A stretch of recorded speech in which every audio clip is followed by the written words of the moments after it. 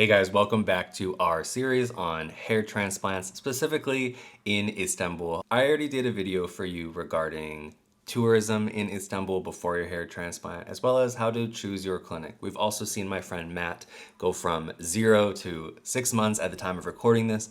We're going to follow him all the way to month 12 and then month 18 in his progress as he regrows his hair. Now today we are talking about Istanbul again, specifically getting there and getting around. This entire hair transplant series was made possible by the Hair Alliance. The Hair Alliance helps people like you get matched with the perfect hair transplant clinic based on any number of factors. Contact them with any questions or to get started at thehairalliance.com or use this QR code. First things first, getting to Istanbul. There are 2 airports in this massive city. IST is on the Europe side. That's the big international hub. If you are flying from the US, let's say, you are probably flying into IST on the Europe side. Now that said, most clinics, most hotels that are in the tourist area are also on the Europe side. So if you are flying into SAW on the Asia side, you can expect anywhere from 1 to 3 hours of transit. But in general, there's a ton of traffic in Istanbul, so depending on the time of day, the time of year, anything like that, you should just always budget a few hours to get to the airport. Especially if you're crossing that bridge, 1 hour minimum up to 2 or 3 hours in traffic. Second, visa and entry requirements.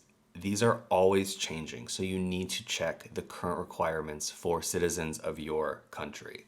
I'm from the US. When I got my hair transplant 5 years ago, I did need a visa. But now when we went to get Matt's, we didn't need a visa. These change constantly. That said, visas are typically very easy to secure. You do them online. You're typically approved immediately, maybe within a day, a couple days at most. And it's never terribly expensive either. It's just protocol. But I will say this, make sure you get your visa through the official government site. Don't have a third party do it. They're going to charge you exorbitant amounts of money. So make sure there's a .gov.tr in whatever site you are booking your visa from. In this case, at present, it's evisa.gov.tr. And you can go to that site and then check if you are eligible or if you need to get a visa currently. Now, if you are from the US and you plan to stay more than 3 months in Turkey, yeah, you do need a more specific visa. But we're talking just for the sake of visiting for the hair transplant for a few days, for a week. Just check if you need an e-visa for that. It will be aligned to your passport in their system when you go through customs. Okay, if you have booked your hair transplant and your clinic has arranged transport for you from the airport, it's flip of a coin. Sometimes there might be someone with your name and a sign waiting for you when you get out of customs. Other times you might be directed to this corner of the pickup area of the airport where there's a bunch of guys and a bunch of tables and a bunch of signs, and you will have directions from your clinic saying, look for this guy and this sign in this spot. Now, when you arrive at that spot, I just want to say, it can feel a little like, what the heck is going on? It just feels like chaos, but it is organized chaos, I promise you. As soon as you find your guy and your table, he is working with you. He is on your team. So just listen to whatever he says. In a matter of time, there will be a van that pulls up for you and it knows exactly where to go for your hotel, and you will get there and it will be seamless. You are in good hands. This is an organized system. Now there's also clinic transfers. In terms of getting around from the hotel to the clinic, back to the airport, your clinic should have a transfer for you at every step of this journey. And I would encourage you only to book clinics that offer this service because it just takes the thinking and the stress and the planning out of all of those transit logistics, especially pre and post operation. You just don't want to even have to think about anything. They will likely be giant vans. Watch your head as you're getting into the vehicle after your procedure. Don't bump those follicles. In terms of actual taxis in the city, if you're doing the tourism, I would encourage you to download the BiTaksi app, spelled BiTaksi. I don't know if it's pronounced BiTaksi or BiTaksi, but don't hail cabs on the street.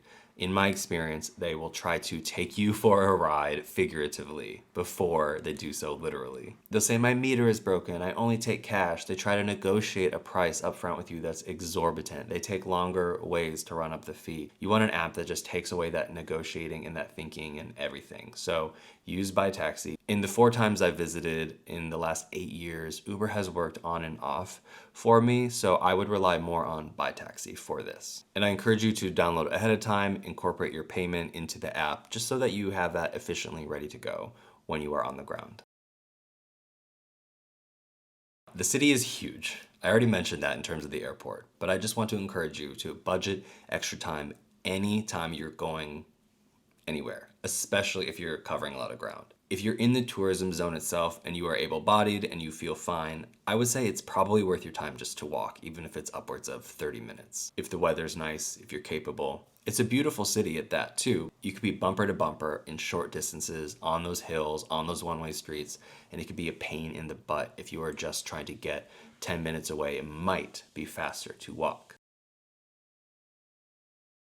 Ferries are very confusing for me to this day in Turkey. I have not had a lot of favorable experiences at the ferry port in terms of just ease, in terms of figuring out how to very simply get myself from Europe to Asia, from Asia to Europe. I also haven't had a lot of success with English at the ferry port, even though around the city it's very commonly spoken. So I would just warn you to go into the ferry building with extra time ahead of the boat that you want to take. Ask some questions. I also hope that this information is so outdated soon and that they've made it easier to buy tickets in English, that the signage has become easier, that it becomes a lot more intuitive than all the experiences that I've had. Now, I might say these words incorrectly, but the most common route to get from Europe to Asia is from Eminönü on the Europe side, Kadıköy on the Asia side. And the official public ferry is called Şehir Hatları. Again, I might be mispronouncing that. Last but not least is the safety and walkability of the city.